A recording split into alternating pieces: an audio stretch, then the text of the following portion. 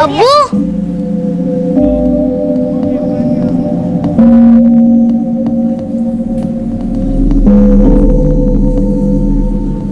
ये तेरे लिए दोस्तों में बांट कर खाना बेटा। जी अब्बू। सुन बेटा, आगरा चलेगा मेरे साथ? अम्मी भी चलेगी? तू जिद करेगा तो उसको चलना ही पड़ेगा। तो करेगा ना जिद? मना लेगा ना अपनी अम्मी को आगरा चलने के लिए? ये मेरी जिद नहीं, गरिमा और मर्जी। और जिद तो आपने की थी, शराब ना छोड़ने की, मुझे तलाक देने की। कोई परवाह नहीं थी आपको अपनी बीवी और बच्चों की। मैं बदल गया हूं, शराब छोड़ दी है मैंने, नौकरी करता हूं, अब तुम तीनों को संभाल सकता हूं। और ये क्या है अमरीन, तुम यहां फैजल को मुझसे अलग रखती हो और मैं फरीदाबाद गया महर को देखने। तेरे अब्बू अम्मी ने मुझे एक बार मिलने तक नहीं दिया महर से, क्यों? लावारिसों की तरह छोड़कर चले गए थे आप हम तीनों को। वो तो गनीमत है कि अब्बू और अम्मी मेरा सहारा बने, और ये मेरी अजमत है कि तलाक के बाद भी मैं आपसे नान नफका नहीं मांगती। लौट आओ अमरीन। देखो यूसुफ, जिस जिंदगी को तुमने ठोकर मारी उसमें अचानक से उठकर ऐसे फिर से दाखिल नहीं हो सकते तुम। आखिरी बार कह देती हूँ तुमसे, दूर रहो मुझसे और मेरे बच्चों से। मेरे बच्चों से? फैजल मेरा बच्चा नहीं है।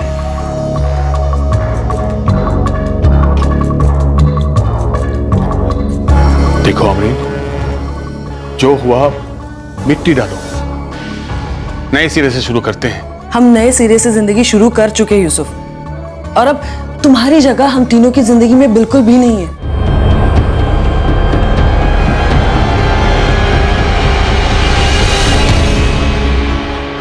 जो दर्द तुम दे रही हो ना मुझे अमरीन, कसम है तुम भी झेलोगी, टूट जाओगी तुम। हाँ हाँ, तुम्हारी वजह से कोई कम दर्द नहीं झेले मैंने।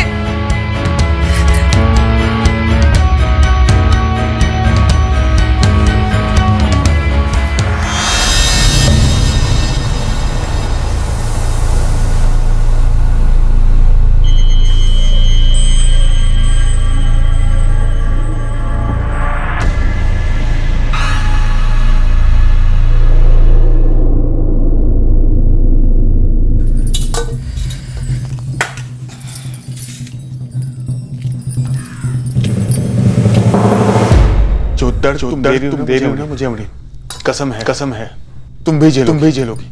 फैसल,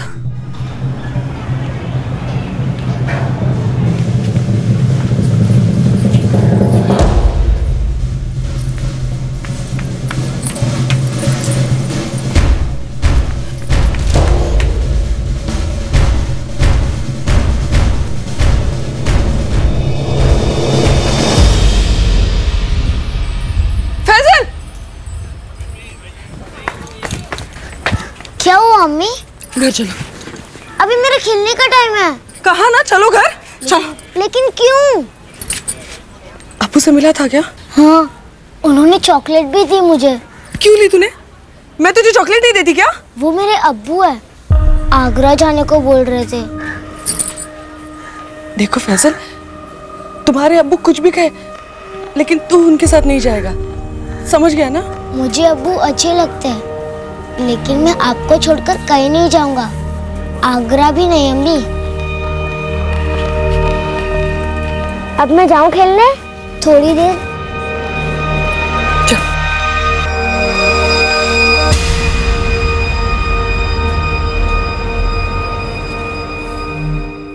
मतलब सबका अपना अपना, हर इंसान सारे कर्म सारे फैसले अपने हित के लिए करता है, अपना मतलब पूरा करता है। पर जब कोई इंसान सामने वाले के हित की परवाह ना करते हुए सिर्फ अपने फायदे के बारे में सोचता है, हम उसे मतलबी इंसान कहते हैं। आज के इस केस में एक शख्स ने मतलबीपन की एक नई गहराई साबित की, और इसकी जो कीमत चुकाई गई वो बहुत ऊंची थी।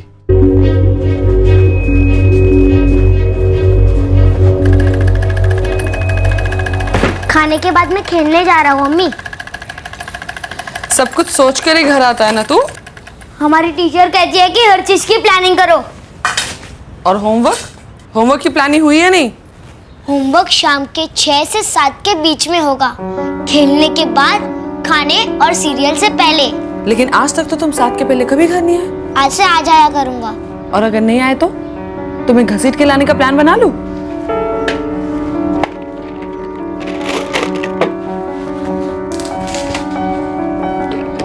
अब मैं जा रहा हूँ। बाय अम्मी।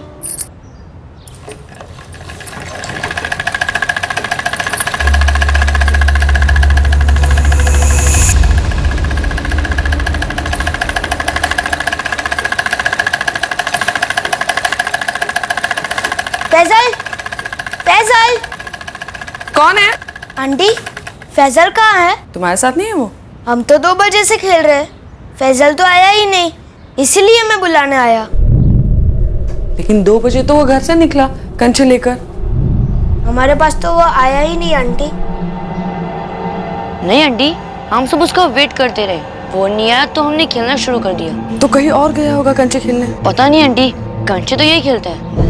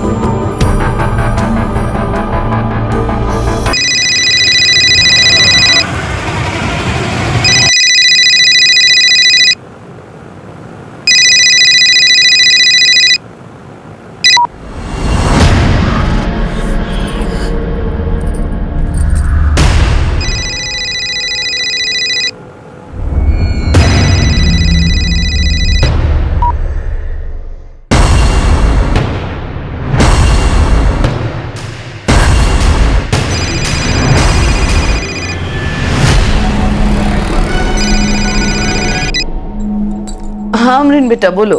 हेलो अम्मी, महर है क्या वहां पर? महर यहीं घर पर है। क्या हुआ बेटा, सब ठीक तो है ना?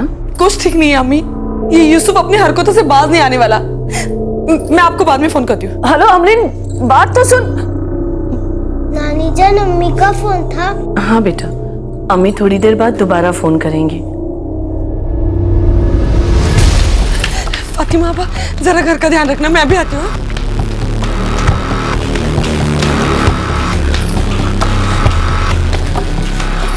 जी तो मुझे पुलिस कंप्लेंट दर्ज करानी है, चलोगे मेरे साथ? पुलिस? क्या हुआ? सारा मोहल्ला ढूंढा, मुझे वो कहीं नहीं मिला। मुझे पहले बता दिया होता, मैं भी ढूंढ लेता। ये जरूर यूसुफ की कोई चाल होगी, मैं कह रही हूँ। तुम फिक्र मत करो, पुलिस सब संभाल लेगी। कासिम भाई, वो आज जरा जल्दी निकलना था मुझे। ठीक है, जाओ, कल देर मत करना, टाइम से आ जाओ। जी, जल्दी आ जाऊंगा। सब पिछले हफ्ते यूसुफ आया था, उसने मुझे धमकी दी थी कि वो मुझे दर्द देगा। अभी मेरा फोन नहीं उठा रहा है, जरूर उसी ने कुछ किया होगा साहब। यूसुफ का फोन नंबर दीजिए, हम बात करते हैं। 444 3344।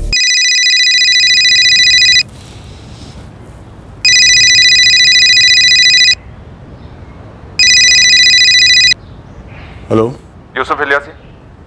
हाँ जी, बोल रहा हूँ। मैं नूरगंज पुलिस स्टेशन दिल्ली से सब इंस्पेक्टर नारंग बोल रहा हूँ। क्या बात है साहब? फैजल कहाँ है यूसुफ? मेरा बेटा फैजल? हाँ, वो तो अपनी अम्मी, मेरी बीवी अमरीन के साथ है दिल्ली में। यूसुफ, अमरीन हमारे सामने बैठी है, फैजल पूरे मोहल्ले में कहीं भी नहीं है। कहाँ ले गए फैजल को? तू यूसुफ, कहाँ है मेरा बच्चा? पगला गई हो क्या? तो मेरा फोन क्यों नहीं उठा रहा था तू? मेरी मर्जी, नहीं उठाना था तेरा फोन। यूसुफ, अमरीन का फोन क्यों नहीं उठा रहे थे तुम? साहब, मैं उसके सामने गिड़गिड़ाया कि वापस लौट आओ दोनों बच्चों के साथ, माफी मांगी है, शराब छोड़ी है। उसके बाद भी हर बार मेरी तौहीन की है उसने, तो नहीं हुआ मूड उससे बात करने का साहब। फैजल को तुम अपने साथ आगरा ले गए? अरे क्या साहब, मैं यहाँ आगरा से हिला ही नहीं। ये औरत बच्चे को संभाल नहीं पा रही है, और मेरे पे इल्जाम डाल रही है। राजेश सर, एक टीम लेकर आगरा जाओ और यूसुफ इलियासी को उठाकर लाओ। जी सर। साहब, यूसुफ पर बिल्कुल भी भरोसा नहीं कर सकते साहब। अमरीन जी, आप बेफिक्र रहिए। अगर आपका बेटा फैजल इस यूसुफ के पास है तो हम उसे बहुत जल्द आपके पास ले आएंगे। क्या नाम बताया आपने? सर जीतू चंदेल। आप पड़ोसी हैं इनके? जी नहीं, ये हमारे ही मकान में किराए पे रहती है। इन्हें घर पर लेके जाइए और हमारे फोन का इंतजार करिए।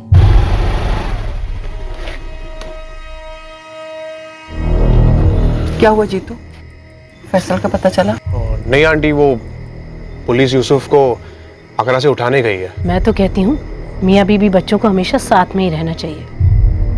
यूसुफ कितनी बार आकर गया, अमरीन को मान लेनी चाहिए थी उसके बाद। अभी फैसल के सारे दोस्त कह रहे कि वो खेलने आए ही नहीं, लेकिन 2 बजे मेरे सामने फैसल कंचे लेकर बाहर खेलने गया।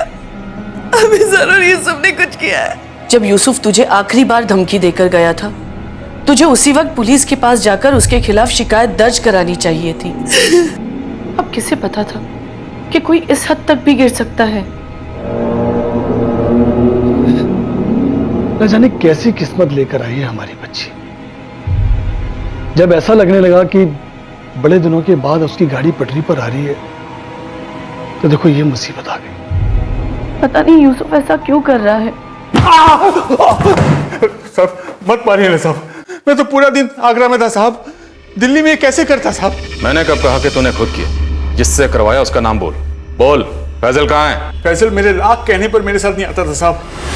किसी अजनबी के साथ कैसे जाएगा साहब? इतना तो मैं भी जानता हूँ।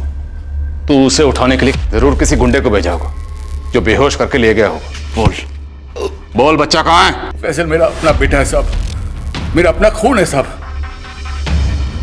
मैं उसके साथ ऐसी हरकत कैसे कर सकता हूँ साहब? जो इंसान अपने बीवी बच्चों को छोड़कर भाग सकता है, अपनी जिम्मेदारी से भाग सकता है, कुछ भी कर सकता है। साहब ऐसा नहीं है कि मैं इन तीनों से प्यार नहीं करता था, अमरीन से भी करता था साहब। उसके पहले की पूरी कहानी जानते हुए भी मैंने उसके साथ निकाह किया था साहब। क्या है अमरीन की पहले की कहानी?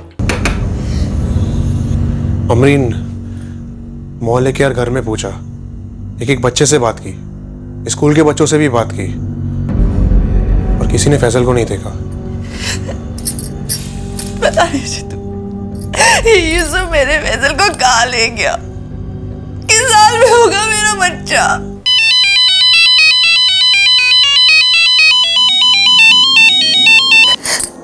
हेलो अमरीन, यूसुफ इलियासी आपका दूसरा शौहर था?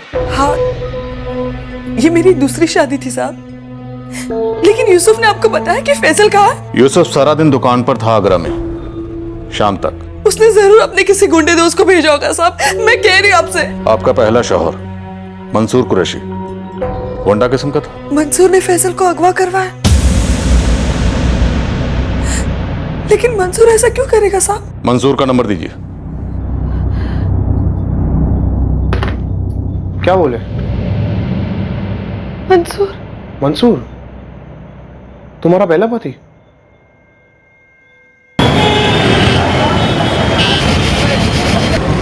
हाँ साहब, मंसूर कुरैशी बोल रहा हूँ। बताइए क्या बात है? फैजल को क्यों उठाया मंसूर? फैजल? कौन फैजल? अमरीन का बेटा फैजल। सर, अमरीन से तलाक हुए 11 साल हो गए। अब उसकी दूसरी शादी से हुए बेटे से मेरा क्या ताल्लुक? कुछ दुश्मनी ऐसी होती है जो वक्त को भी निगल जाती हैं। अब सच सच बोल, तूने फैजल को कहाँ छिपाया है और क्यों उठाया उसे? साहब, अगर ये शिकायत अमरीन ने दर्ज कराई है ना, तो वो जरूर गांजा मांजा फूकने लगी है। और अगर आप उस पर यकीन कर रहे हैं तो पता नहीं आप क्या फूक करके बैठे। बदायूं उस चांद पर है जहां बैठकर तू पुलिस के साथ बदतमीजी करेगा और हम चुपचाप सुनते रहेंगे? उठाकर दिल्ली लाऊं क्या तुझे? साहब, आप इल्जाम में तो इतना भद्दा लगा रहे हो। अमरीन से निकाह के 9 महीने बाद हमारा अशफाक पैदा हुआ। अशफाक 4 महीने का नहीं होता कि अमरीन ने तलाक मांग ली। इन 11 सालों में वो अशफाक को बीच बीच में फोन करती रही, कभी कदार मिलने भी आती रही है।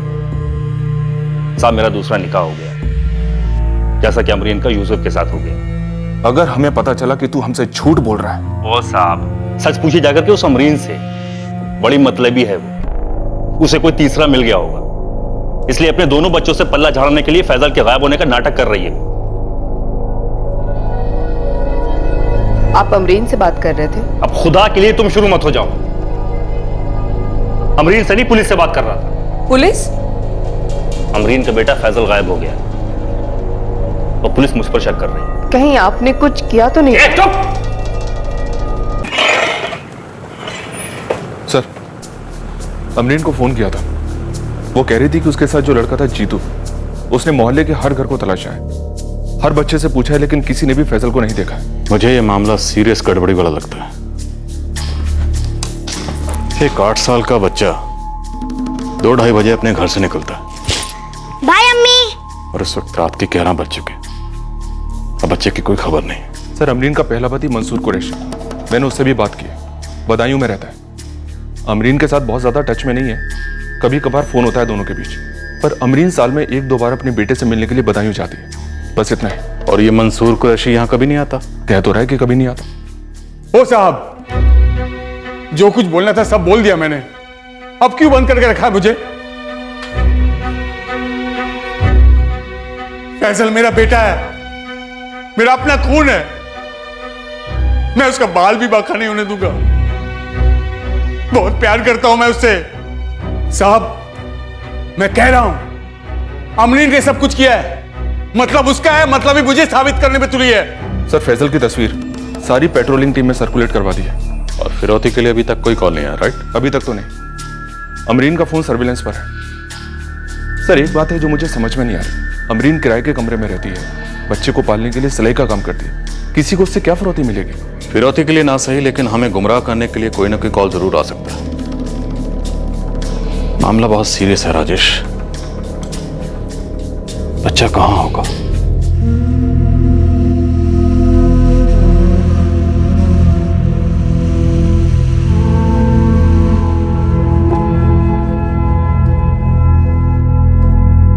वो रात अमरीन की जिंदगी की सबसे लंबी रात थी जो उसने जाग कर बिताई अपने बच्चे की फिक्र में।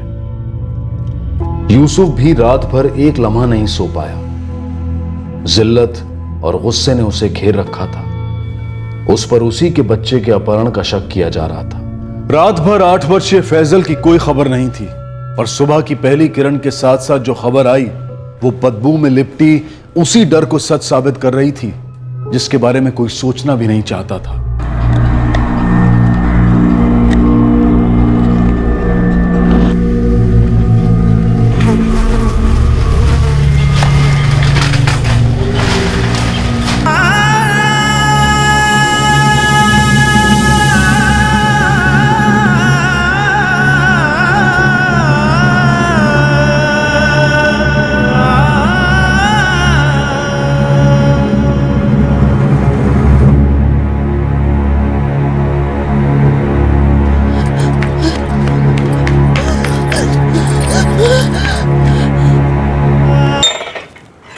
सर, फैजल की लाश मिली है।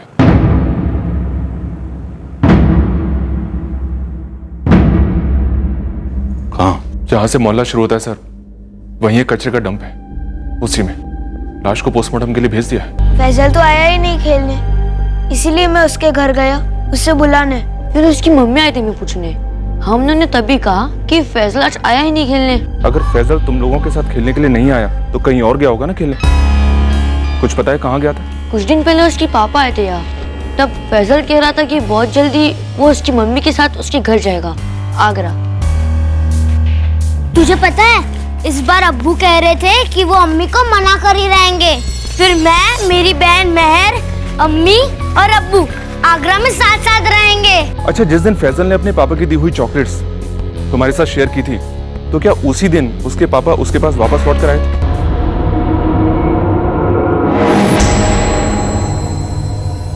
याद नहीं। नहीं, मुझे नहीं लगता वो वापस लौट कर आए थे।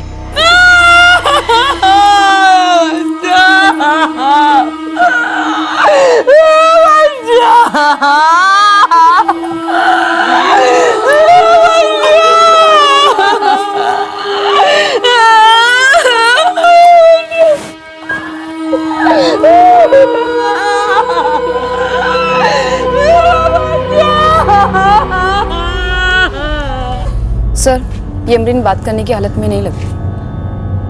आपने फैजल के बारे में अच्छी तरह से पूछा था? एक एक घर में जाकर पूछा, जितने बच्चे थे सबसे सवाल भी किया, पर समझ नहीं आ रहा है कि बिना किसी के देखे सुने ये सब कैसे हो गया। बच्चा इसी मोहल्ले में मारा गया है सर। और शायद दोपहर में उसके बाद बच्चे की लाश को लाकर इस कचरे के डब्बे में फेंका गया हो। लाश को शायद दोपहर में ना फेंका गया हो सर। भीड़ वाला मोहल्ला है, थोड़ा मुश्किल होता है। सामने एक चाय वाला है, उससे भी बात की है मैंने। वो सुबह 7 बजे से लेकर रात को 9 बजे तक दुकान में ही रहता है। और उसने कुछ नहीं देखा? जी नहीं सर। तो लाश को देर रात को या फिर सुबह बहुत जल्दी फेंका गया कचरे में, जब कोई देख ना सके। इसका मतलब है कल तकरीबन दोपहर के 2 बजे से लेके देर रात तक, या फिर आज सुबह अर्ली मॉर्निंग तक लाश इस मोहल्ले के ही किसी घर में थी। एक काम करो, इस मोहल्ले के सभी घरों की डिटेल इंक्वायरी करो, सबका प्रोफाइल बनाओ और वो यूसुफ इलियासी उसके फोन रिकॉर्ड्स निकलवाओ। पता करो इस मोहल्ले में वो कौन है जो उसके साथ फोन पर बात कर रहा था। बहुत ही जबरदस्त खुन्नस रही होगी तेरे अंदर जो तुमने अपने ही बेटे का कत्ल कर दिया। सुबह से आपके आदमी डंडे पे डंडा लगाए जा रहे हैं, पूछ रहे हैं मोहल्ले में मैंने किसके घर में फैजल को मारा और लाश छुपाई। मैं फैजल को अपने साथ ले जाना चाहता था, प्यार से, जबरदस्ती नहीं साहब। मैं उसे मारूंगा कि आपको मोहल्ले में मेरे खिलाफ कोई सबूत मिला साहब? मैं आपको सच बताता हूं, मेरा उस मोहल्ले में एक ही दोस्त था साहब, मेरा अपना बेटा फैजल। वो मेरी बीवी अमरीन, उसने मुझे कभी समझा ही नहीं साहब। आप जाओ उसे उठाओ और पूछो कहीं उसी ने तो नहीं मार डाला मेरे फैजल को। लेकिन वो क्यों मारेगी? अपनी कोख से जने बच्चे को वो क्यों मारेगी? कहीं उसे कोई और तो नहीं मिल गया? बेटी को तो पहले ही अपने अम्मी अबू के गले बांध दिया, बेटे को भी अपने रास्ते से साफ कर दिया साहब। उसे कोई तीसरा मिल गया होगा, इसलिए अपने दोनों बच्चों से पल्ला झाड़ने के लिए फैजल के गायब होने का नाटक कर रही है वो। अमरीन के पहले पति मंसूर ने भी तकरीबन ऐसा ही कुछ कहा था सर। कहीं ऐसा ही कुछ तो नहीं हुआ? मैडम, मुझे इस मोहल्ले में आए 3 साल होने को आए, लेकिन अमरीन के किसी चक्कर के बारे में कभी नहीं सुना। मोहल्ले में तो मैंने अमरीन के साथ किसी को देखा नहीं। आप वो कपड़े की फैक्ट्री में जाकर पूछिए ना, जहाँ के लिए वो सिलाई का काम करती है। अक्सर आना जाना तो होता था मैडम जी उसका। वो मर्दाना जगह है मैडम। एक मोहसिन भाई है एस्टेट एजेंट, वो मेरे पापा के पास अमरीन को लेके आए थे। 3 साल से रह रही है हमारे मकान पर। तलाक के बाद से अमरीन इस मोहल्ले में अकेली ही रहती है या कोई आता जाता रहता है? नहीं सर, मतलब मुझे कैसे पता होगा? मैं महीने में 1 दिन जाता हूँ अपना किराया लेने के लिए। अच्छा, तुम्हें क्या लगता है जीतू, क्या अमरीन अपने बेटे का कत्ल कर सकती है? ये कैसा सवाल है सर? वो माँ है, जान से ज्यादा प्यार करती थी फैजल से, वो ऐसा क्यों करेगी?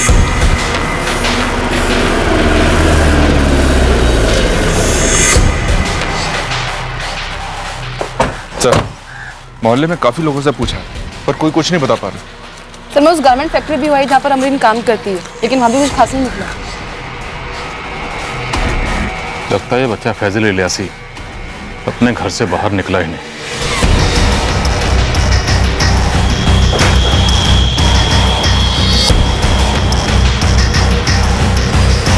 आप बताएंगे भी? आपको किस बात का शक है? अमरीन, ये सब क्या हो रहा है? तो कुछ क्यों नहीं बोलती? आपको लगता है कि मेरे बच्चे के कत्ल से ताल्लुक रखते हुए कोई भी चीज आपको यहाँ मेरे घर में ही मिलेगी? नहीं मिलेगी। आपके बेटे फैजल के कत्ल से ताल्लुक रखने वाली कोई भी चीज हमें इस घर में नहीं मिलेगी। फैजल को मैंने 9 महीने अपने पेट में पालकर पैदा किया, मेरा सब कुछ था वो। तो इस घर में आपको सिर्फ उसकी यादें ही मिलेगी, कोई सुराग नहीं मिलेगा। अमरीन जी, हमें यह शक है आपका बेटा फैजल दोपहर 2 बजे घर से निकला ही नहीं। सच है? झूठ है। 1:45 बजे वो स्कूल से आया, खाना खाया और 2 बजे खच्चे लेकर चला गया। आप सोच भी कैसे सकते हैं कि मैं अपने बच्चे का गला दबाकर कत्ल कर दूंगी और उस नन्ही से जान को मैं कूड़ेदान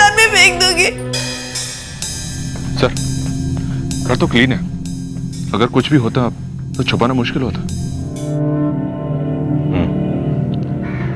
लाश रात भर मोहल्ले में थी, अगले दिन निकाली गई सुबह।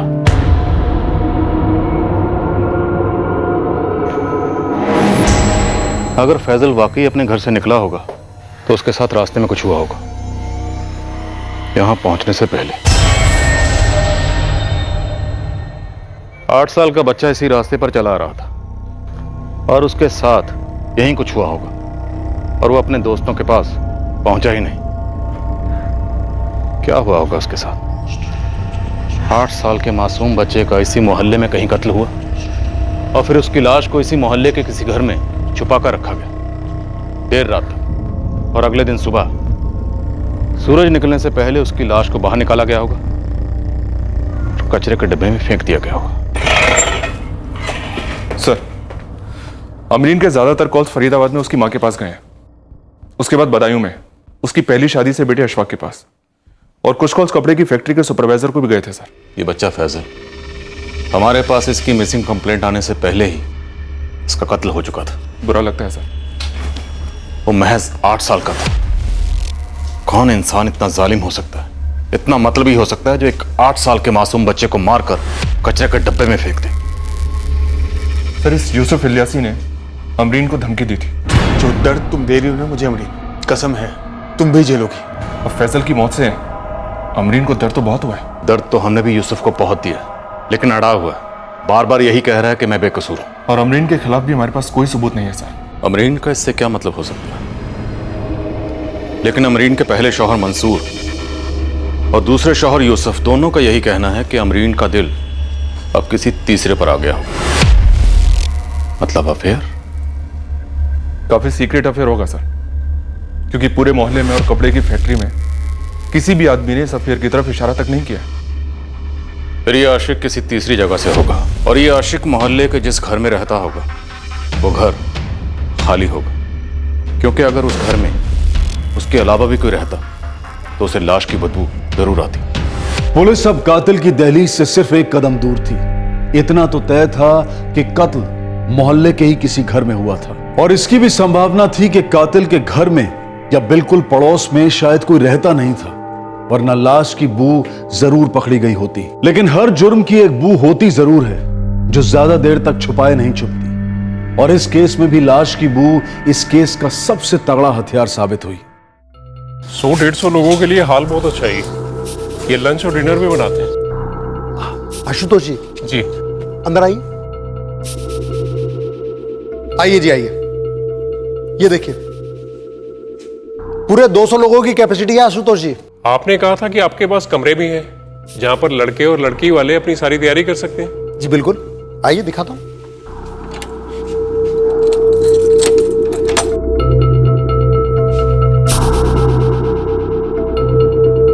दूसरा रूम भी ऐसे ही है?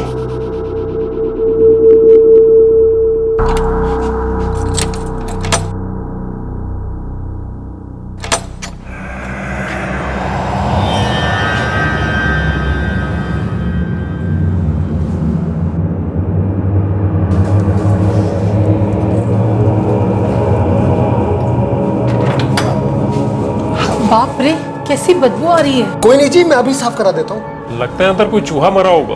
आप शाम तक लौट के आइए, मैं एकदम पूरा साफ करा दूंगा।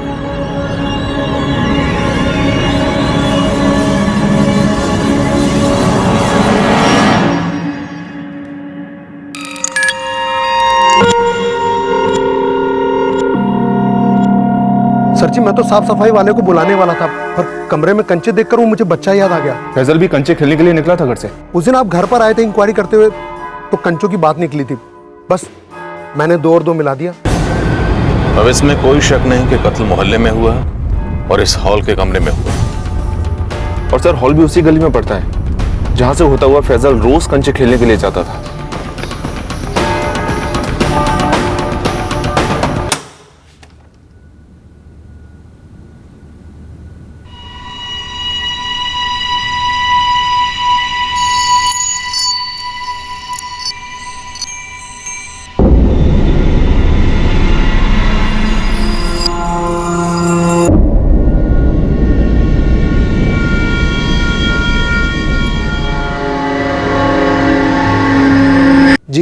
ट्रस्ट का हॉल है और मैं ट्रस्टियों में से एक हूँ। आपकी ट्रस्ट कमेटी का हेड कौन है? सूरज चंदेल, और ज्यादातर उनका बेटा जीतू ही बैठता है रिसेप्शन पर।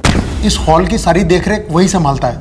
आज वो कॉलेज गया हुआ है, इसलिए पार्टी का हॉल दिखाने के लिए आया था। राजेश, कातिल शायद उस वक्त से हमारी नाक के नीचे बैठा हुआ था जिस वक्त अमरीन हमारे पास अपने बेटे फैजल की मिसिंग कंप्लेंट लिखवाने आई थी। ये क्या कह रहे हो रुपेश? मेरे सामने बात हुई है सूरज जी, पुलिस जीतू को उठाने गई है उसके कॉलेज। जीतू ऐसा क्यों करेगा? सिर्फ एक बार। जीतू महीने में सिर्फ एक बार किराया लेने आता था। जी। अब झूठ बोलकर कोई फायदा नहीं, अब सच बोलने का वक्त आ गया। इस जीतू का तो वैसे ही मुरब्बा बनने वाला। तुम सोच लो, तुम्हारा क्या हो? तुम्हारा इस जीतू के साथ क्या चक्कर है?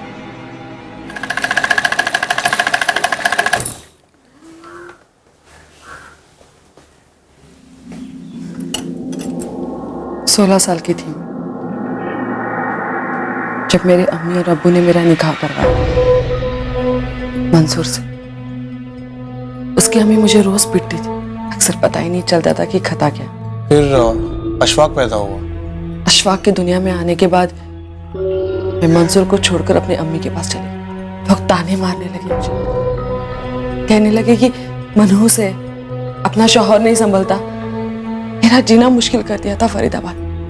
फिर मैं अपनी खाला के यहाँ आगरा रहने लगी। मंसूर का कहना था कि अगर अशफाक उसके साथ रहेगा तो ही मुझे तलाक मिलेगा। तभी तुमने अशफाक को मंसूर को दे दिया क्योंकि तुम्हें यूसुफ पसंद आ गया था, है ना? हाँ। पहले 3 साल सब ठीक था। फैजल हुआ, मेहर हुई, उसके बाद यूसुफ ने शराब पीना शुरू कर दी। बहानों जैसे बोतल से शादी कर ली तो मैंने उसे तलाक दे दी।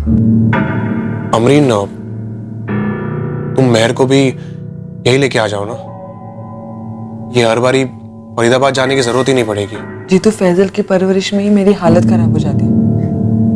वो तो शुक्र है कि अम्मी और अब्बू है तो मेहर की देखभाल हो रही। लेकिन जब जब तुम मेहर को मिलने फरीदाबाद जाती हो या अशफाक को मिलने बदायूं,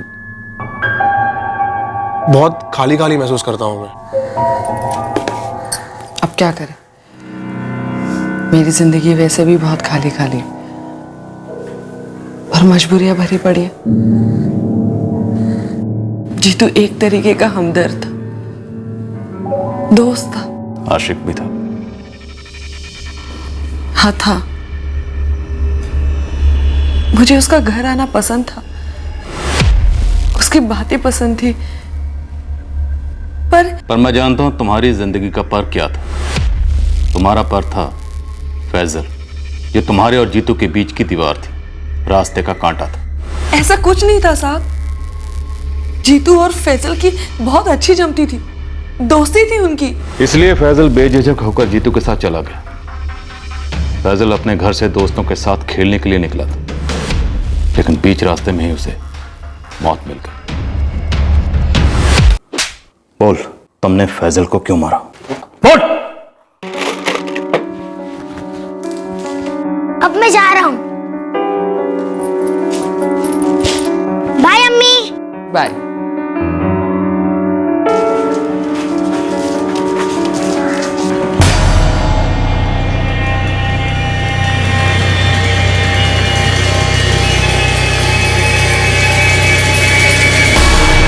जीतू भैया, पता है कल मैंने 20 कंचे जीते थे। अरे वाह, क्या बात है। वैसे मैं तुम्हारे घर ही आ रहा था, जरा चलना मेरे साथ, एक काम है तेरी अम्मी का। अभी नहीं, बाद में आओ जीतू भैया। देखते दोस्त भी नहीं आया अभी तक। मेरा काम सिर्फ 2 मिनट का ही है, ज्यादा से ज्यादा 5 मिनट। चल आजा, नाटक मत कर। कोई नाटक नहीं जीतू भैया, चलिए।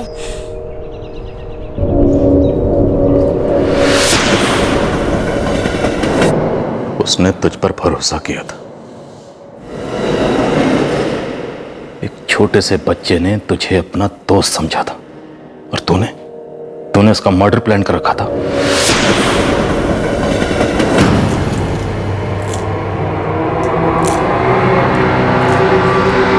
अमरीन, जब तुम जीतू के साथ यहां कंप्लेंट लिखवाने आई थी उस वक्त तुम्हें यह बात मालूम थी कि तुम्हारे बेटे फैजल की लाश उस मैरिज हॉल के कमरे के बेड के नीचे पड़ी हुई है।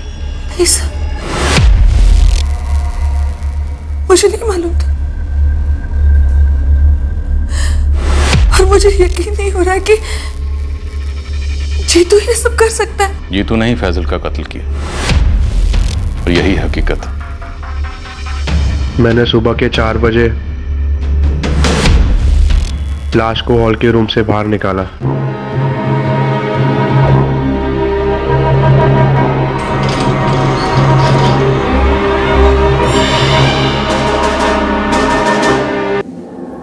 हाँ साहब, जीतू के साथ मेरे जिस्मानी संबंध थे। अकेली रहती थी, 2 शोहरों से तलाक हो चुका था। 28 साल की हूँ, मेरी भी जरूरतें हैं, लेकिन जीतू के साथ शादी करने के बारे में मैंने कभी नहीं सोचा था।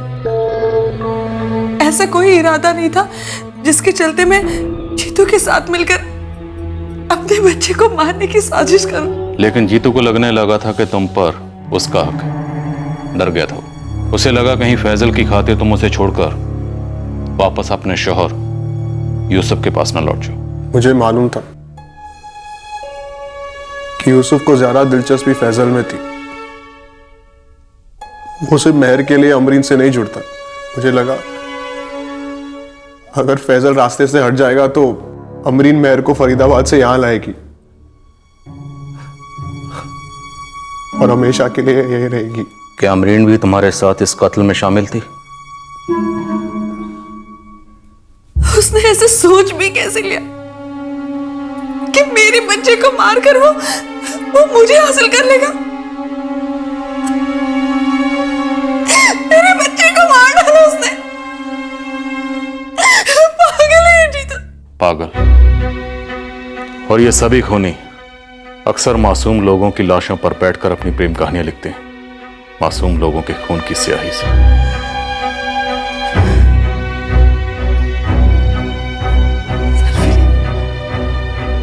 कायर, डरपोक,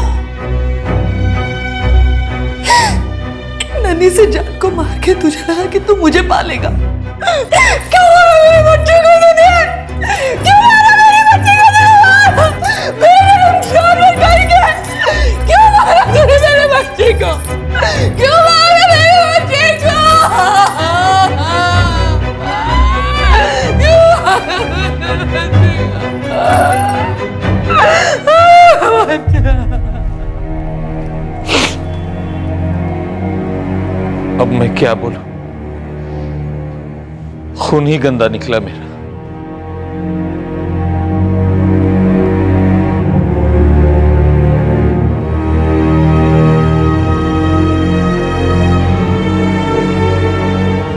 अमरीन,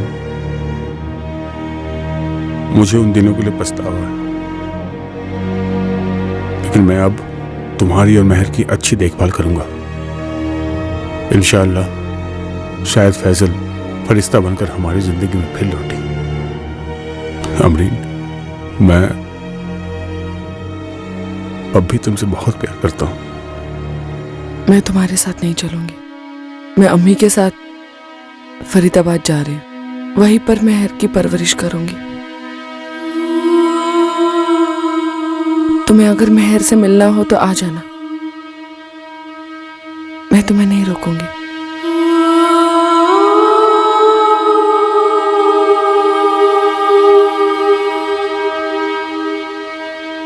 मुझे अब्बू अच्छे लगते हैं, लेकिन मैं आपको छोड़कर कहीं नहीं जाऊंगा।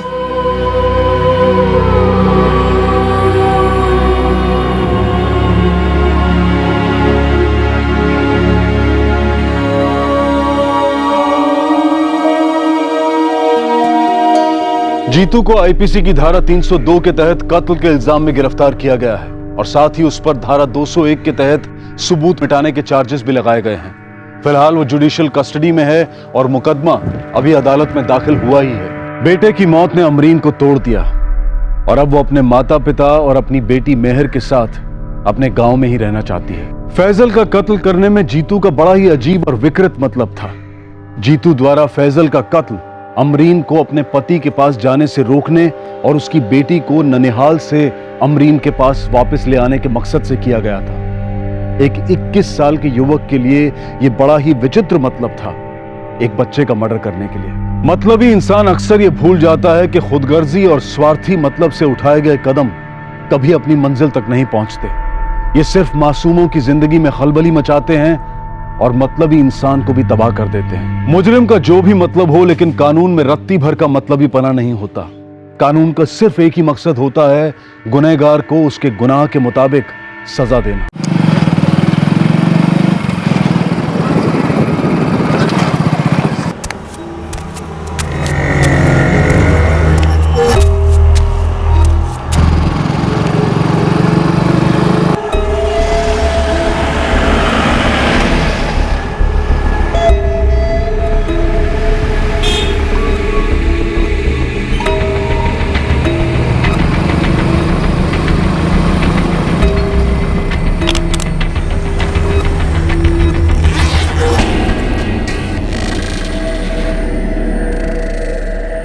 सामान बेचने खरीदने के लिए लाइसेंस लगता है, जो तेरे पास है नहीं, फिर भी तुझे दे रहा हूं। समझ गए? आज के बाद, अभी के बाद मैं तेरे को नहीं जानता हूँ, कभी देखा तक नहीं है तुझे, समझा? क्या समझा?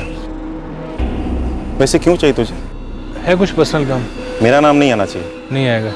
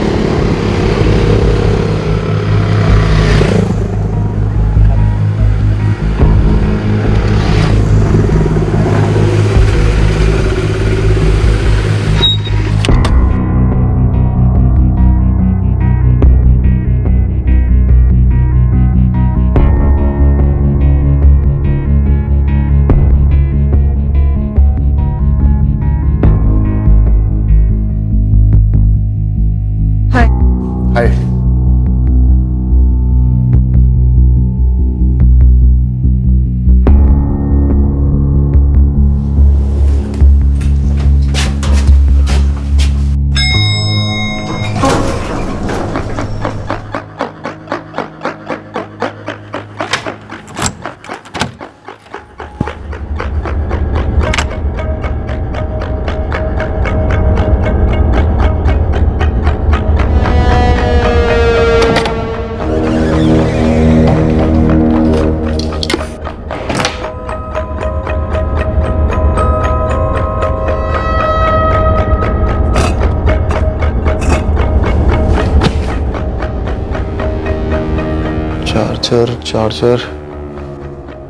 चार्जर कहाँ रखा है यार मैंने?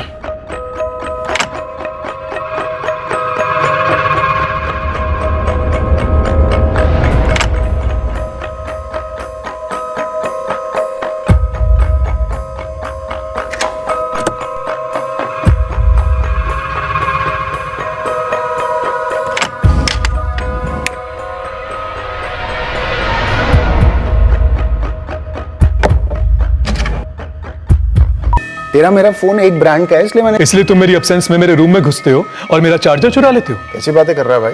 तो ठीक तो है? नहीं, मैं ठीक नहीं हूँ, क्योंकि तू ठीक नहीं है।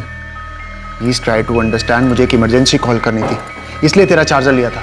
उसके अलावा मैंने तेरे रूम की एक चीज भी नहीं छुई है। मुझे कैसे पता नहीं छुई है? रूम में जाकर एक एक चीज को चेक करूँ क्या? यार बस कर यार। कूल इट गाइस, क्या तुम एक चार्जर के लिए इतना शोर मचा रहे हो यार? शोर मचा रहे हो? हाँ सुबह इतना लाउड म्यूजिक सुनता है तब तेरे रूम में शोर की आवाज नहीं आती। अभी मैं चार्जर को लेकर क्या बात कर रहा हूँ, तुझे शोर लग रहा है? तो कैसी बातें कर रहा है भाई? एक चार्जर के लिए इतना ड्रामा कर रहा है। तेरे रूम से मैं सिर्फ चार्जर उठा के लाया हूँ, तेरी गर्लफ्रेंड को उठा के लेके नहीं आया हूँ। देख देख, नोट कर कैसे घटिया दिमाग चलता है इसका। Disgusting he is man.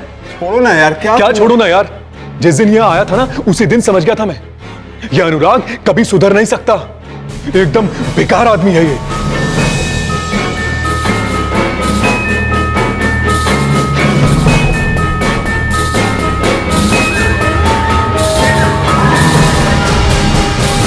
बड़े शहरों में नौजवान प्रोफेशनल्स का फ्लैट शेयर करना आम बात है। अब एक छत के नीचे होंगे तो नोकझोंक होना भी आम है, हर घर में होती है। इस चार्जर वाली घटना के कुछ ही समय बाद एक भयंकर हादसा हुआ उसी 3 बेडरूम के फ्लैट में। उस फ्लैट में कोई ऐसा था जो अपनी फितरत को, अपनी आदत को बदल नहीं सकता था। अंग्रेजी में इनकॉरिजिबल, हिंदी में सुधारतित।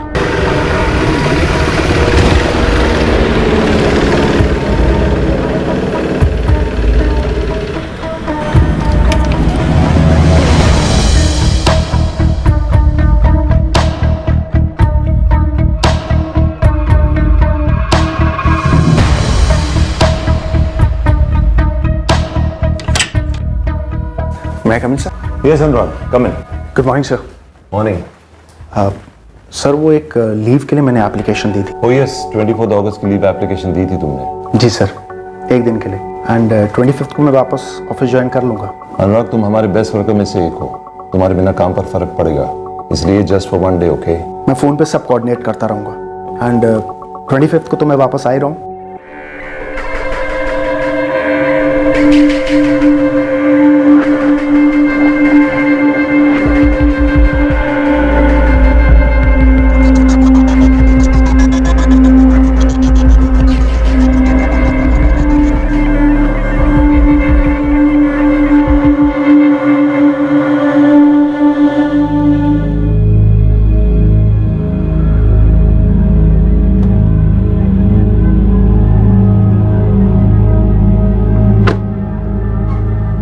रिया, गुड मॉर्निंग सर। मॉर्निंग। अनुराग आया है क्या? नहीं सर, अभी भी उनका फोन स्विच ऑफ आ रहा है। The number you have called is currently switched off. Sir कल भी अनुराग का फोन ट्राई किया, मैसेज भी किए, लेकिन कोई रिस्पांस नहीं आया। हरीश, अनुराग ऐसा नहीं है। उसने कहा था उसे सिर्फ 24 को ऑफ चाहिए। 25 को वो लौट आएगा। आज 26 है, ना तो वो ऑफिस आया, ना किसी को उसने इन्फॉर्म किया। सर हमारे रिकॉर्ड्स में उसका घर का एड्रेस मेंशन है।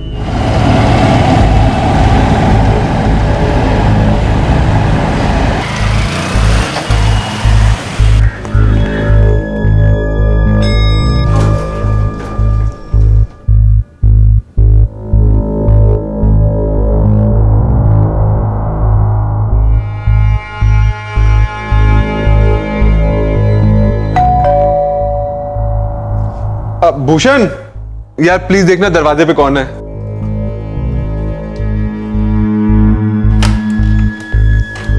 यस, हेलो, अनुराग का कोलीग हूँ, होटल से आया हूँ।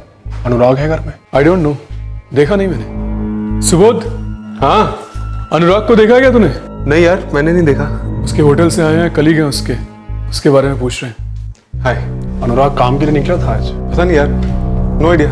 एक्चुअली 24 की छुट्टी ली थी उसने और 25 को रिपोर्ट करना था। आज 26 का भी हाफ डे निकल चुका है। भूषण, तेरी अनुराग से फोन पे बात हुई क्या? मुझे जरूरत नहीं पड़ी।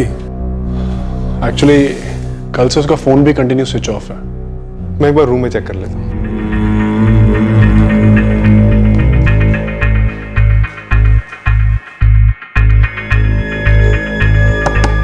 अनुराग, अनुराग, अनुराग अंदर हो क्या?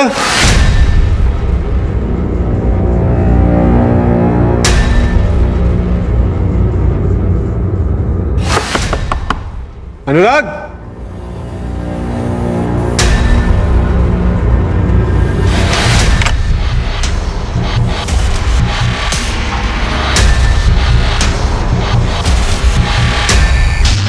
भूषण, भूषण, भूषण।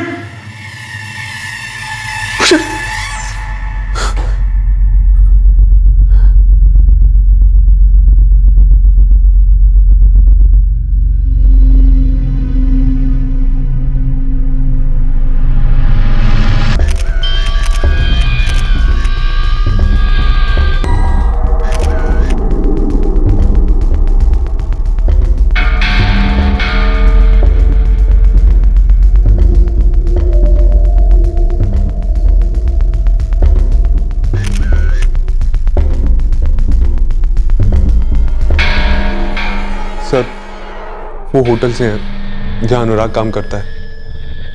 था सर, एक्चुअली अनुराग 2 दिन से ड्यूटी पे नहीं गया था तो पता करने आए थे। तुम दोनों अनुराग के फ्लैटमेट्स हो? हाँ सर, हम दोनों कंप्यूटर सॉफ्टवेयर इंजीनियर्स हैं, अलग अलग कंपनीज में काम करते हैं। अक्सर नाइट शिफ्ट होती है सर। इन शॉर्ट हम ये कहना चाहते हैं कि हम फ्लैट शेयर करते हैं, लाइफ नहीं। हमें तो पता ही नहीं था कि अनुराग अपने रूम में ही है। हम एक दूसरे के रूम में कभी नहीं जाते, प्राइवेसी रूल्स हैं हमारे। प्राइवेसी? तुम लोग इसे प्राइवेसी कहते हो? तुम्हारे फ्लैट के अंदर तुम्हारा फ्लैटमेट पता नहीं कब से मरा पड़ा है और तुम दोनों को पता तक नहीं है। एक्चुअली हमारे टाइमिंग इतने अलग अलग हैं कि ऐसा होता है कि कई दिन तक हम एक दूसरे के चेहरे भी नहीं देख पाते। आखिरी बारी कब देखा था तुमने अनुराग को? शायद 23 की शाम को। हाँ सर, हम अपने ऑफिस के लिए निकल रहे थे, उस दिन भी नाइट शिफ्ट थी। हाय अनुराग। हाय सुबोध।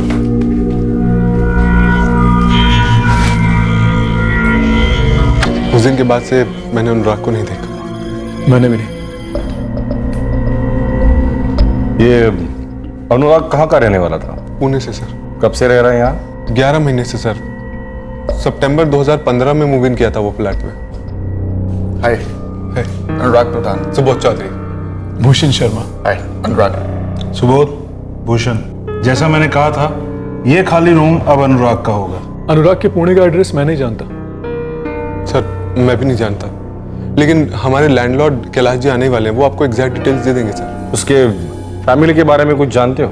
फैमिली के बारे में तो नहीं सर, लेकिन अनुराग का एक छोटा भाई है तपन, पुणे में इंजीनियरिंग कर रहा था।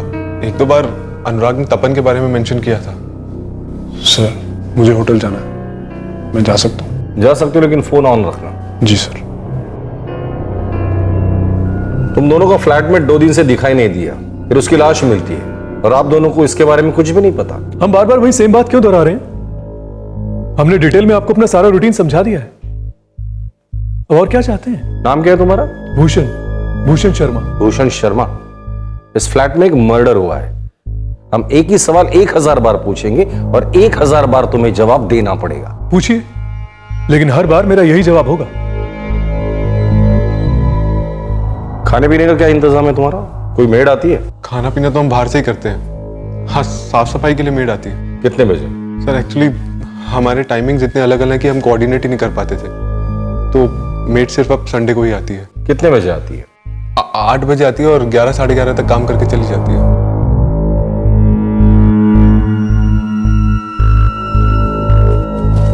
Sir, my self Kailash Rangarajan, ये मेरा फ्लैट है। ये सब कैसे हुआ? काफी सवाल पूछ रहे हैं हमसे, अब आप भी पूछेंगे? कैलाश जी, नो प्रॉब्लम, मैं 1001 बार वही जवाब दूंगा। कैलाश जी, अनुराग की फैमिली का फोन नंबर चाहिए। ये रेंट एग्रीमेंट की फोटोकॉपी है, इसमें अनुराग के सारे डिटेल्स। राव, इन दोनों के नंबर्स ले लेना, और जब तक हम लोग नहीं कहते आप लोग बेलगाम छोड़कर कहीं नहीं जाएंगे।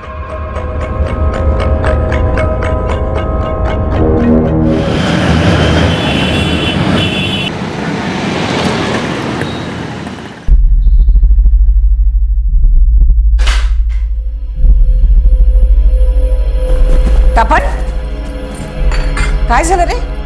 किसका फोन था? कौन होता रे फोन? क्या बोला रे उसने तेरे को? तपन,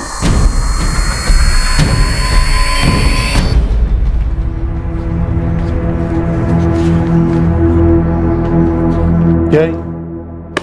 हाँ, एक के बाद एक पेज खाली। साहब ये सोसाइटी वाले लिखते नहीं है। तुम्हारा काम है उनसे लिखवाना। गलती हो गई साहब। ये अनुराग जिसका मर्डर हुआ है, उसके यहाँ कौन आता जाता था? बहुत कम लोग साहब, और ये तीनों भी दिन भर बाहर ही रहते थे। कोई तो आता जाता होगा। काम वाली बाई आती है साहब। बुलाओ उसे। साहब ये लक्ष्मी। 202 में मर्डर हुआ है लक्ष्मी। जानती हूँ साहब, मैं तो वही काम करती हूँ। तुम कब कब जाती थी वहाँ?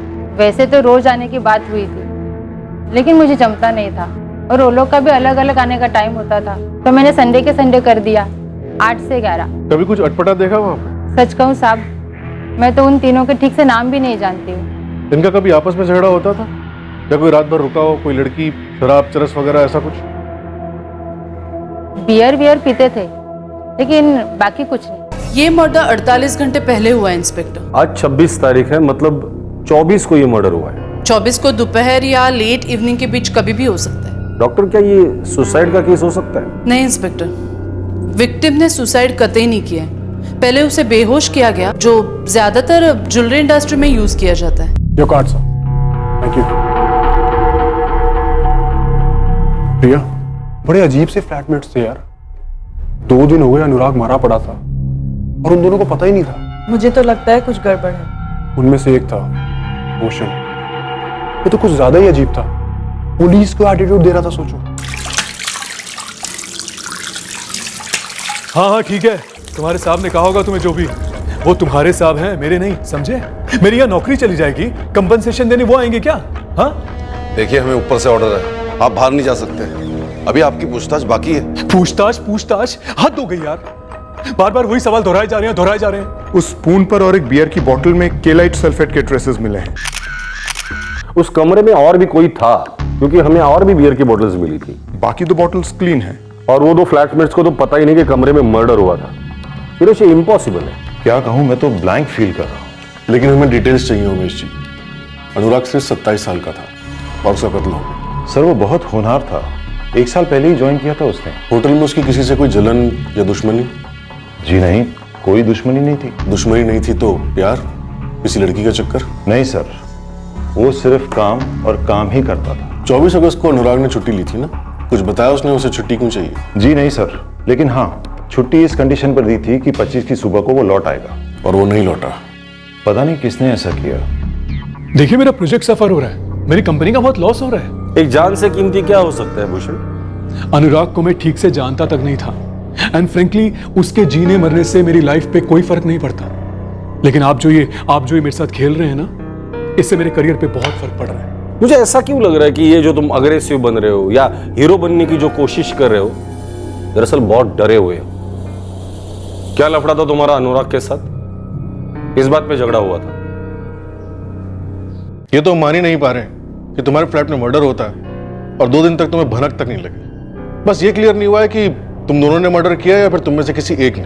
प्लीज आप यकीन कीजिए, मेरी इसमें कोई भी इन्वॉल्वमेंट नहीं है। हम लोग तो एक दूसरे के कमरे में भी नहीं जाते और वो चार्जर वाले झगड़े के बाद तो कदम भी नहीं रखा। चार्जर वाला झगड़ा? हाँ सर, अनुराग और भूषण के बीच में काफी तू मैं हो गई थी। भूषण, अपने एक चार्जर को लेकर तू इतना ओवर रिएक्ट क्यों कर रहा है? तेरी प्रॉब्लम क्या है? साफ साफ बोलना मुझे। मेरी प्रॉब्लम तू है, तेरी लाइफस्टाइल से है मुझे प्रॉब्लम। बोल ना, क्या प्रॉब्लम है लाइफस्टाइल से? इतना थर्ड क्लास म्यूजिक इतना टॉप वॉल्यूम में सुनता है तू? हाँ, किचन में घुसता है तो सारा इधर उधर करके निकलता है, सारा मैसी करके रखता है सब कुछ। क्या बोले जा रहा है? क्या बोले जा रहा है? कुछ भी बोले जा रहा है। यार तू एग्जैगरेट कर रहा है। ऐसा तो हम सब कभी कभी करते हैं यार। मैं कभी नहीं करता ऐसा। जिस दिन से आया है ना, उस दिन से यही सब कुछ हो रहा है। तू मुझे बता, जब हम पहले रहते थे, कभी घर के हालात ऐसे थे कभी? वाह वाह वाह वाह, मतलब मेरे आने से पहले ये जगह 5 स्टार होटल थी ना? एक चार्जर को लेकर इतना ड्रामा कर रहा है। अरे पागल है क्या तू? दिमाग खराब है तेरा? चल। क्या बोल रहा है तू? बोला क्या तूने? बोल क्या रहा है तू? हाथ हटा। बोल क्या रहा है तू? बोला ना, कर क्या रहे हो यार? वही बोल रहा हूँ जो तू सुन रहा है। अगर मेरे रूम की तरफ तूने आंख भी उठा के देखी ना, तो तू देख लेना। That's my last warning to you. उस दिन के बाद हम सिर्फ ड्राइंग रूम में ही मिलते थे, किसी के रूम में जाते ही नहीं थे। इस भूषण के साथ कुछ प्रॉब्लम है? Mental problem? ऐसा कभी कुछ? देखो, कुछ तो है। एक अजीब सी अकड़ है इस भूषण में। मैं बहुत स्ट्रेट फॉरवर्ड हूँ, अपने काम से काम रखता हूँ। जो पसंद है वो पसंद है, जो नापसंद वो नापसंद। ये बीच का मुझे कुछ भी समझ में नहीं आता। और अगर आप इसको मेरी अकड़ समझे तो फिर अकड़ ही सही। तुमने अनुराग को सिर्फ इसलिए मारा क्योंकि वो जोर जोर से म्यूजिक सुनता था, बियर की बोतलें और अपना सामान यहां वहां छोड़ता था। तुमने उसके बियर में केलाइट सल्फेट मिलाई भूषण, फिर उसका दम घोट दिया मरने तक।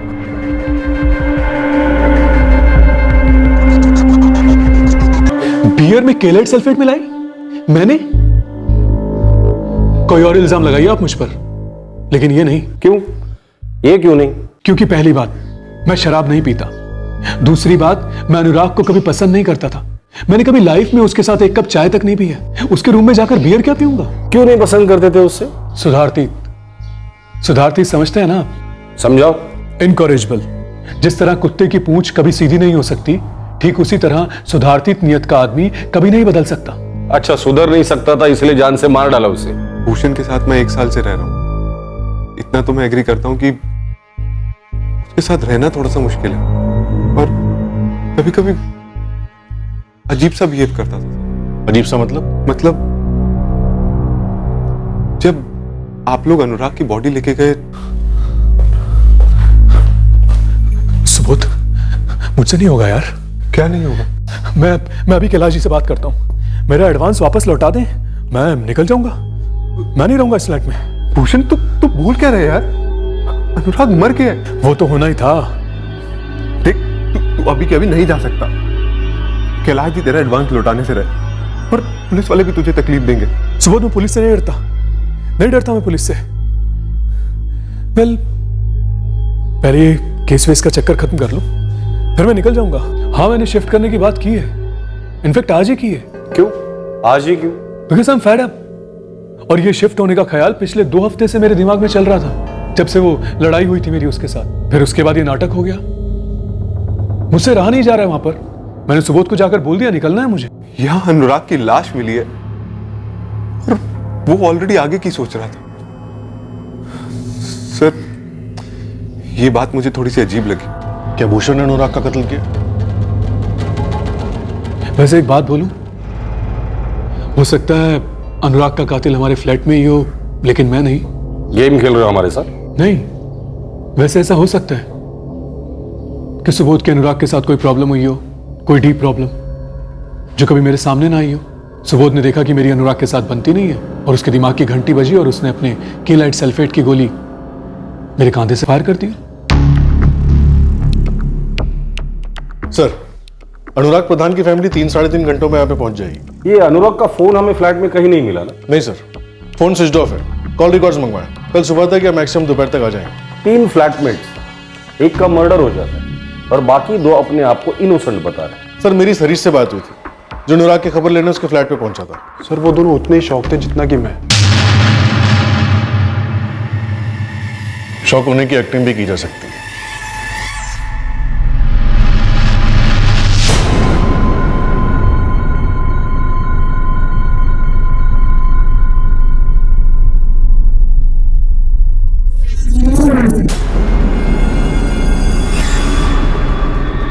सर, मैं कोई साइकोलॉजिस्ट तो हूं नहीं, मुझे तो सच में ही शौक लग रहे थे।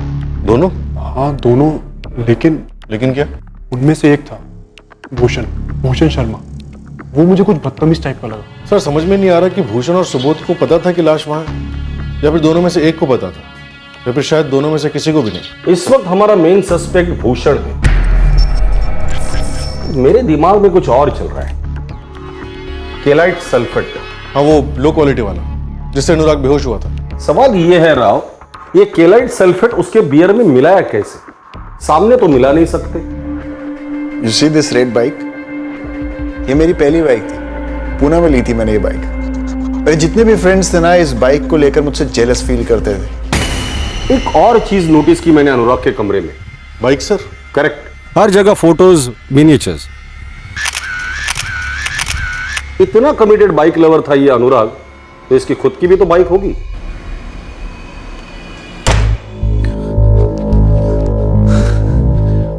ठुल्ले साले, देखने आए थे, हम कहीं भाग तो नहीं गए? भूषण धीरे यार, तू डरा क्यों रहा है मुझे? तू सच में डरता है मुझसे? हाँ, इसलिए मेरे पीठ पीछे तू पुलिस को बोलने गया था मैं साइको हूं, मेरे अनुराग के साथ झगड़ा हुआ था। तो क्या हुआ नहीं था? देख सुबोध, जितनी तेरी हालत खराब है ना, उतनी मेरी भी है। आ गए साले चील कौए फिर से मंडराने के लिए। अनुराग के पास बाइक थी? हाँ थी सर। इस वक्त कहां है? सर, पार्क तो वो यहीं करता था बाइक। पर है नहीं, तो कहां है अनुराग की बाइक? अब है ही नहीं तो फिर हम कैसे बता सकते हैं कहां है? हमें क्या मालूम होगा? करेक्ट।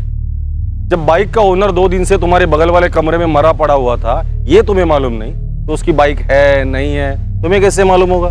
देखिए, आप कुछ ज्यादा इशारे नहीं कर रहे हैं हमारी तरफ। अभी तो सिर्फ इशारे कर रहा हूं।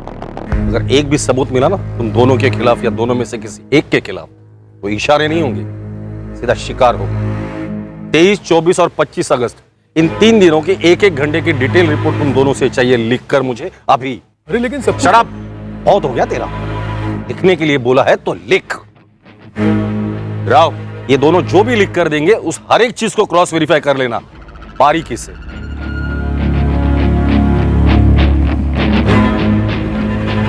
बाइक कॉलोनी से बाहर गई या आई तुझे कुछ नहीं पता? सर ऐसा है, यहाँ सब लोग अपने टाइम के हिसाब से आते जाते हैं। गाड़ी बाइक सब दिन भर आते जाते रहते हैं। अलग से कुछ देखा नहीं सर। तो तेरे यहाँ रहने ना रहने से भी कुछ फर्क नहीं पड़ता, फिर तू यहाँ है क्यों? सर, होटल की सिक्योरिटी वालों ने कहा है कि अनुराग वहां से 23 तारीख को बाइक लेकर निकला था। मैंने पार्किंग लॉट का सीसीटीवी फुटेज मंगवा लिया। फिर बाइक है कहाँ? सर, सीसीटीवी फुटेज मंगवाया, उसमें बाइक का पता चल जाएगा, नंबर सर्कुलेट करते हैं, शायद ये केस बाइक से रिलेटेड हो सकता है।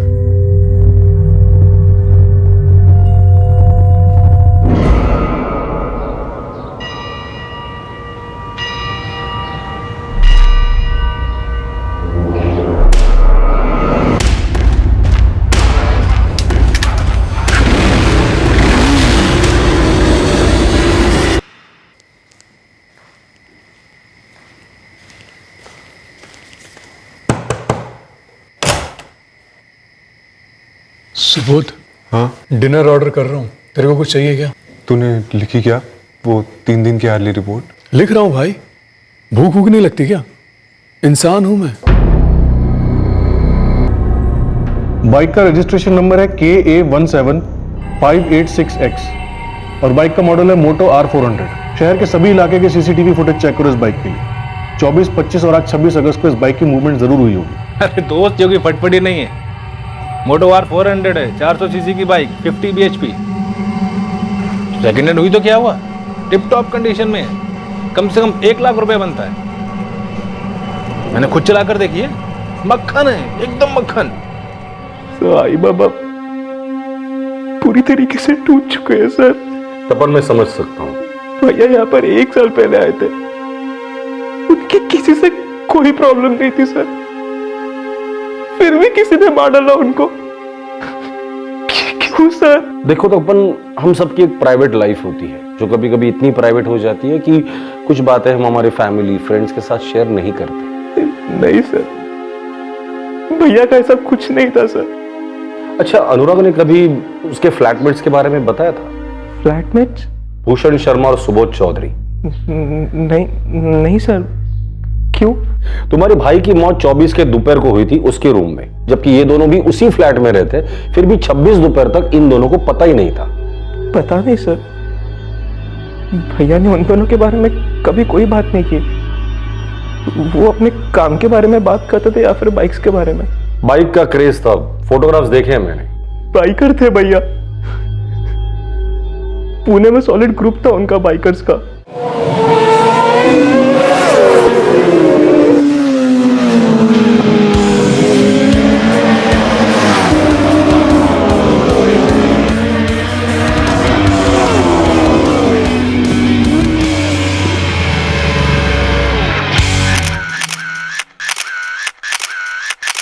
पुणे में जो बाइक थी वो जान थी उनकी।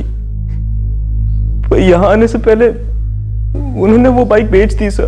फिर यहाँ जो बाइक है वो मोटो R400? सर वो बाइक उन्होंने यहाँ खरीदी, बेलगाम में, सेकेंड हैंड।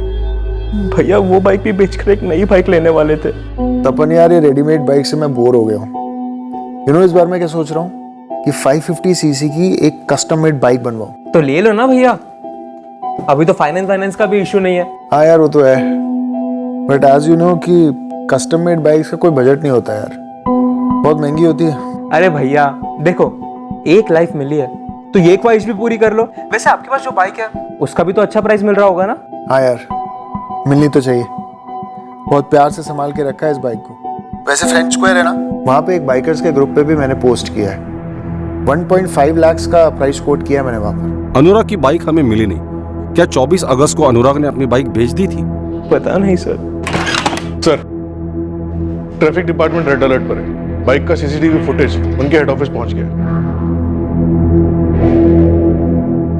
अगले दिन ही इस रहस्यमय केस का हल होने वाला था। तहकीकात करने वाले और पीड़ित की फैमिली सभी चौंक जाने वाले थे ये जानकर कि गुनहगार कौन था।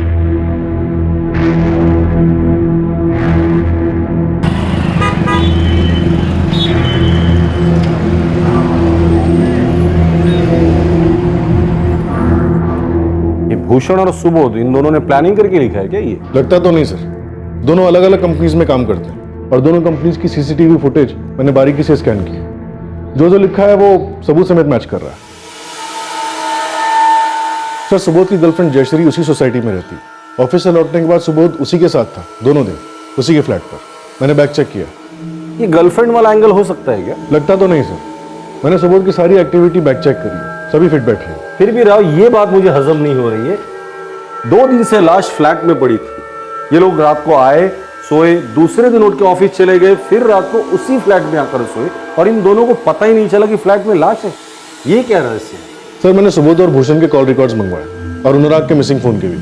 आधे घंटे में आते ही होंगे। देखते हैं कॉल रिकॉर्ड से क्या मिलता है, शायद इस रहस्य को सुलझाने में हमारी मदद ही कर दे।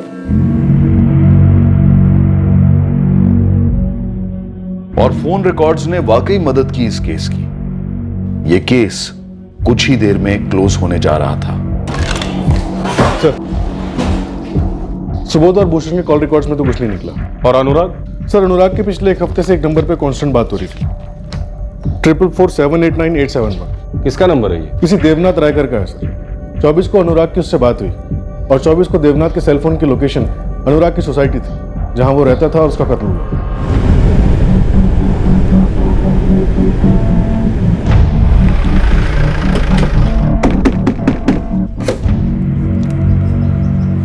देवनाथ रायकर? हाँ, मैं हूँ। आप अनुराग प्रधान को कैसे जानते हैं? अनुराग प्रधान? मैं नहीं जानता किसी अनुराग प्रधान को। 4447898871 ये आप ही का नंबर है? 1 मिनट। मुक्ता जरा मेरा फोन लाना। ये मेरा फोन दीजिए।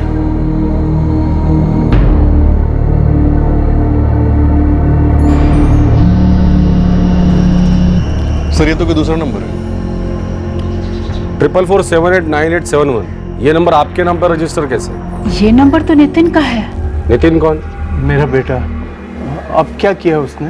मतलब आपका बेटा हमेशा कुछ न कुछ करते ही रहता है। मैं उसके बारे में आपको बताने वाला था, लेकिन जैसे मैंने आपको देखा मैं डर गया था। क्या बताने वाले थे? उस दिन जब यहाँ से गया तो बहुत परेशान दिखाई दे रहा था। ये मोटरसाइकिल तूने खरीदी? कितनी बार पूछोगे आप और कितनी बार जवाब दूंगा मैं? अरे पर उस मोटरसाइकिल को देखते ही मुझे लगा कि ये चोरी की मोटरसाइकिल होगी। देवनाथ जी, इस बार आपके इकलौते बेटे नितिन ने सिर्फ चोरी नहीं की है, मर्डर भी किया है। हेलो साहब, नूरानी लाल तुरंत आइए। बाइक भी है और आपका नितिन रायकर भी। सर, नूरानी लॉज, नितिन और बाइक दोनों वहीं मिलेंगे। इस नितिन के नाम पर 4 अलग अलग पुलिस स्टेशन में सीरियस केसेस दर्ज है, तो मर्डर का एक भी केस नहीं। सर, हो सकता है बाइक चुराई गई हो या फिर शायद बेच रहा हो, या फिर हो सकता है कि ये बाइक सुपारी की रकम हो।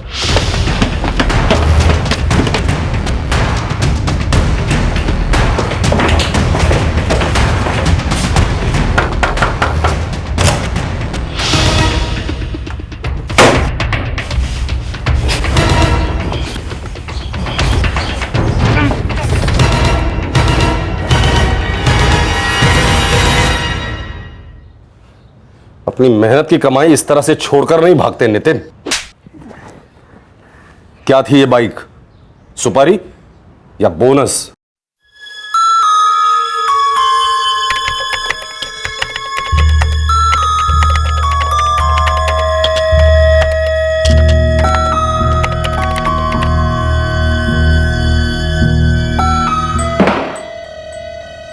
चल शुरू से शुरू कर अपनी कहानी। केलाइट सल्फेट कहां से मिला तुझे? अनुराग तक क्यों पहुंचा था और कैसे पहुंचा था? सर, वो फ्रेंड स्क्वायर पर नए नए ऐड आते रहते हैं, वहीं पर पेरी बाइकर्स क्लब का ऐड आया था तो ज्वाइन कर लिया सर मैंने। सर, वहीं पर ये अनुराग ने ऐड डाली थी अपने बाइक बेचने की ऑनलाइन।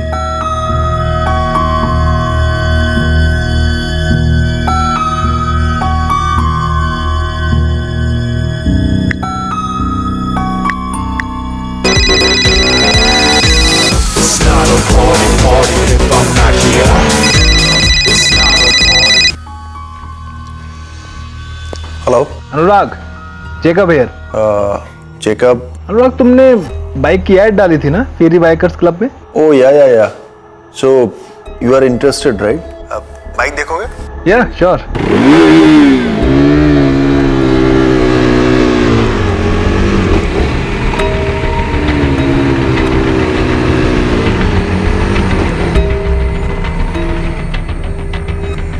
सो कैसी लगी bike? Isn't she a beauty? Fantastic. Bike चुराने का प्लान था सर, पर सोचा कि अगर टेस्ट राइड पर गया और वहीं से भाग गया तो पकड़ा जाऊंगा। उसको चेहरा याद रहता ना सर। बाइक की चोरी से बचने के लिए तूने उसका मर्डर कर दिया। वाह। केलाइट सल्फेट कहां से मिला तुझे? सप्लायर का नाम नहीं मालूम सर। कोई बात नहीं, हमारे पास एक दवा है जो पीने के बाद तुझे सप्लायर तो क्या, उसके नानी का भी नाम याद आ जाएगा।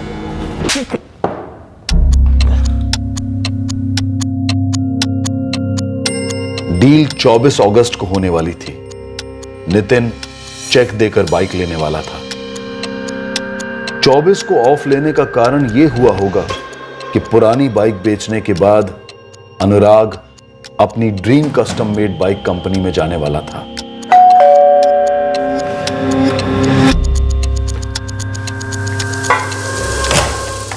Hey Jacob, how are you man? I'm good. Come in please.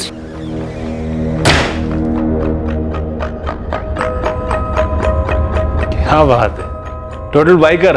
हाँ यार, the only love of my life. लेगा? Cheers man. You know, जो कि एक बाइक में है ना यार, वो ना ये बियर दे सकती है और ना कोई लड़की।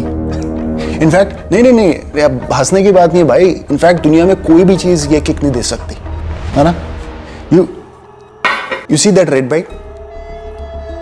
भाई, this was my first bike. Pune में ली थी मैंने ये बाइक। अरे जितने भी फ्रेंड्स थे ना इस बाइक को लेकर मुझसे जेलस फील करते थे, सब लोग। And you know the best part, मैंने इस बाइक को एक नाम भी दे रखा था। नाम रखा था इसका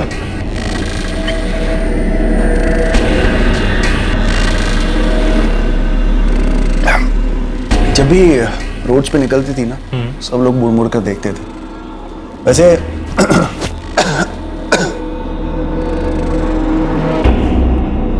यू नो कि मैं बाइक को थोड़ा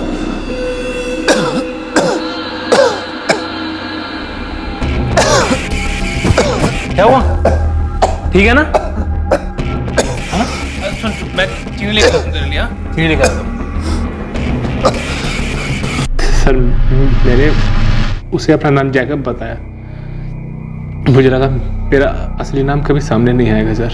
तुम क्रिमिनल्स का भेजा क्या घुटनों में होता है क्या, जो इतने प्लानिंग से जुर्म करते ये सोचकर कि कभी पकड़े नहीं जाओगे? सर, मुझे लगा मैं नहीं पकड़ा जाऊंगा और बाइक के कम से कम 1 लाख रुपए तो मिल जाएंगे। तूने मर्डर तो एक किया है, पर जाने 5-5 ली है। अनुराग के माँ बाप और उसका छोटा भाई, और तुम्हारे बदनसीब माँ बाप। नितिन रायकर, अब जिंदगी भर जेल में सड़ेगा तू।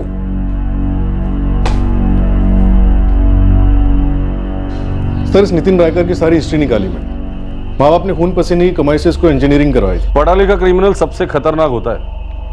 ये पहला मर्डर है इसका? हाँ सर, इससे पहले चोरी और लूटपाट के केसेस हैं इस पे। तगड़ा चार्जशीट बनाना इसके खिलाफ।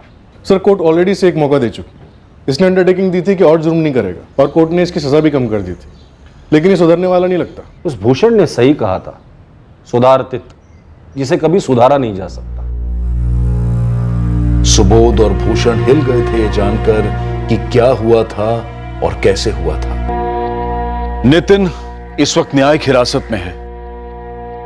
अनुराग प्रधान अपने बाइक्स के प्रेम में इतना खो गया था कि वो ये समझ बैठा कि जो उसकी बाइक खरीदने आ रहा है वो भी बाइक प्रेमी है, जो कि गलत था। और इस गलती की कीमत साबित हुई अनुराग की जिंदगी। इंजीनियरिंग ग्रेजुएट नितिन रायकर इस केस में चोरियों से मर्डर में ग्रेजुएट हुआ था। उसके माँ बाप की फिक्र और पहले के एक जज द्वारा दिखाई गई नरमी का उस पर रत्ती भर भी फर्क नहीं पड़ा। क्या किया जाए ऐसे क्रिमिनल्स का? हमारा कानून ज्यादा तवज्जो देता है पीड़ित को न्याय दिलाने में और यह अनुमान लगाकर चलने में कि सजा इंसान को सुधारने के लिए दी जाती है। लेकिन जरूरत है कि कानून, प्रशासन और जनता इस विषय पर दोबारा विचार करें और ऐसे क्रिमिनल्स के लिए एक सख्त नजरिया अपनाने की गुंजाइश रखें। अब मैं अनूप सोनी आपसे विदा लेता हूं। फिर मुलाकात होगी कल रात सीआईडी के एपिसोड के बाद एक और चौंका देने वाले केस के साथ।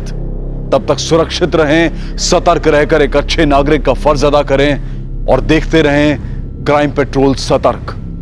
सबक एक को, सीख हम सबको। जय हिंद। इस तरह के और भी एपिसोड देखने के लिए हमारे चैनल को सब्सक्राइब करें और बेल आइकन दबाना ना भूलें।